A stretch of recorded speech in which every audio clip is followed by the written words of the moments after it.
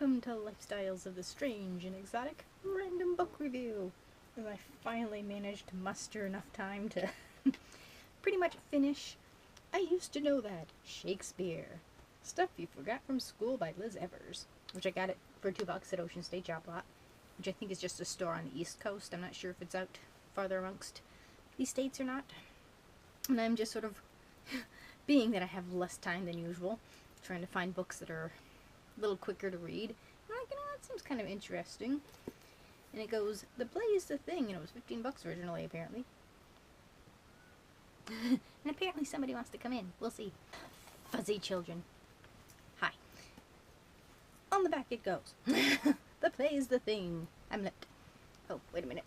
Do this properly. The play's the thing.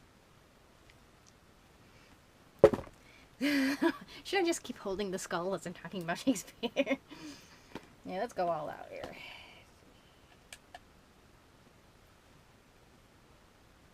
There we go. Hamlet wishes he had one of these. Shakespeare, that famous bard of Avon. We've all studied him, read his plays, and quoted his works. But how much do we really remember about him? With I Used to Know That Shakespeare, you'll be taken back to the classroom for an engaging look that is sure to fill in the details. Inside, you'll find selections that include his life, the playwright, the lover, the family man, synopses of dozens of his plays and sonnets, examples of his word legacy from bedazzled to bated breath, his characters, brief descriptions of the bard's most memorable dramatis personae, and his index of most famous lines, including "Parting is such sweet sorrow." Whether you're planning an appearance on Jeopardy, or simply want to become better at, or you simply want to become a better conversationalist, I Used to Know That Shakespeare takes you to the center stage, raising the curtain and reacquainting you with the man and his works. Yeah, you're not going to go anywhere on Jeopardy with this. So, but, I mean, what's here is entertaining and interesting. It doesn't delve deeply into the, history of Shakespeare, and, it pretty much just glances over what they think they know of his life. It does give you a nice overview of his plays and, his sonnets, so, it's enough to kind of know what's going on, and enough to get you interested to maybe you might want to read said play. And you don't realize just how many words in the English language have come from, Shakespeare's mind where they weren't used before Shakespeare. Like bated breath and bedazzled. And there's a whole section of those different words and different sayings and saying in quotes that we attribute to Shakespeare, kind of like Beam Me Up, Scotty, where it wasn't actually in the show. It was like every version but what everybody seems to think it is. Similar things have happened to Shakespeare. There's a whole long list of like main characters from his play, which was kind of interesting, and a bunch of famous lines to kind of close up the book. Let's see, and it's got a bit of humor to it. He takes off this sort of, when you think of Shakespeare, you kind of think Shakespeare, it's like this daunting thing.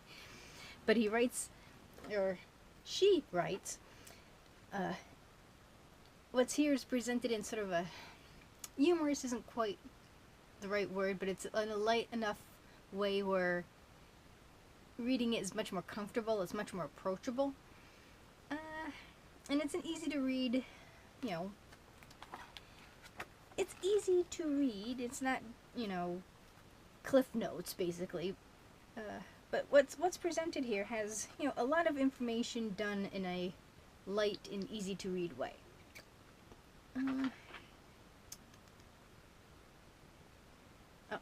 And I'm trying to translate my writing here.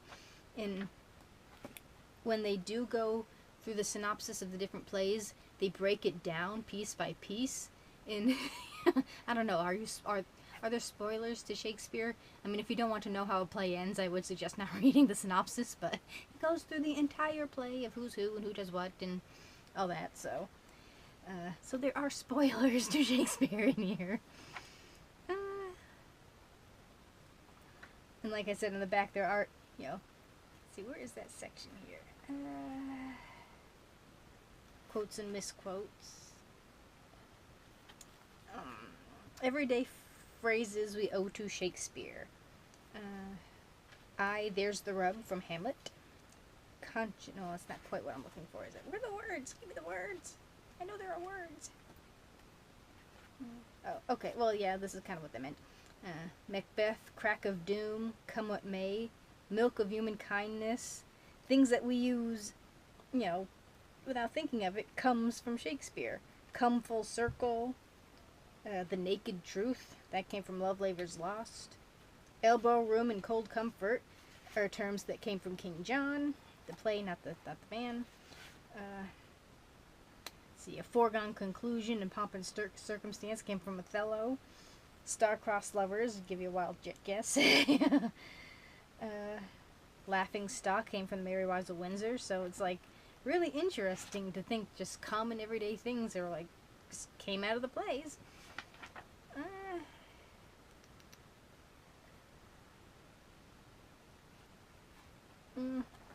The intro's pretty nifty. And this would be a good book for like people just starting, like younger people just starting to get into the works of Shakespeare. So, if you want to raise your children wisely and introduce them to the Library of Awesomeness, this would be a great little book. Shakespeare's Legacy, and it kind of gives you an overview of what plays were written when. So, if you want to brush up on your Shakespeare, this came out in 2011. This is a cute little book to get, and, for somebody just starting into Shakespeare, or, for $2, I'm very happy with this book.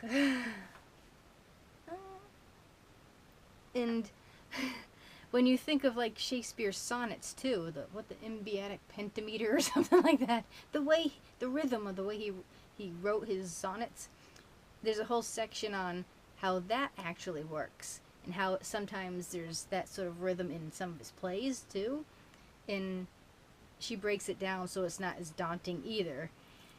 So this kind of takes the edge off of Shakespeare, where you might kind of feel more comfortable with that sort of, okay, I got it now. I can, tame the beast, as it were.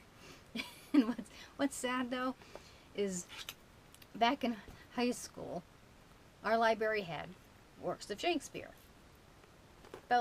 You could put Macbeth, Taming of the Shrew, and Romeo and Juliet. Those 3 books would be about as wide as this.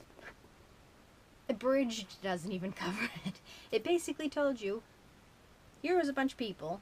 It was basically, okay, Romeo and Juliet. Young kids, knew each other, fell in love, family hated it, killed each other.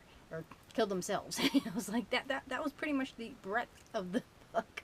Well, I was, going out with someone, and apparently because I was reading these, deep level books, I think one of them was like 25 pages. I was too deep for him. I'm like, boy, if I tackled the full level of Shakespeare, whoa. I'm like, all these years later, I'm like, really? So this reminded me of that, and it was highly humorous. But I do suggest actually picking up Shakespeare, but if you don't want to read that, I do highly recommend, it's the Royal Shakespeare Company. It was on PBS, and I think it was great performances. And I think it's still on, like, the PBS website. Hamlet, there's multiple of them. There's Hamlet, Macbeth, which is the first one I came across. And I think there's a couple more, and I can't remember which one it was. But Hamlet's my favorite, and it stars David Tennant. If anybody knows Doctor Who, 10th Doctor, he's awesome. And, I mean, it's 3 hours long, but the way they do it, it's in modern times. And I think I'd mentioned this before in some other Shakespeare review thing. It's in modern times, modern dress, though I don't know why he was using an 8mm camera, but they're speaking in Shakespearean English, so it's just so much fun to watch. So I do highly suggest that.